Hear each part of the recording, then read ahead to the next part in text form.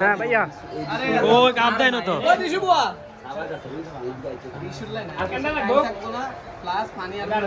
পানি তার টাইম থাকবে ওয়েটের কারণে পানি কমাই দিবে ওয়েট বেশি এটা হয়তো কি স্টিলের বাড়ি আছে না আমরা সাধারণ তো ফাস্ট আরেকটা বাড়ি আছে হ্যাঁ রেডি ভাইয়া নাম এ ধরে না রেডি রেডি 30 সেকেন্ড এটা মান করতে না এই সব শুনছি না টেস্ট করে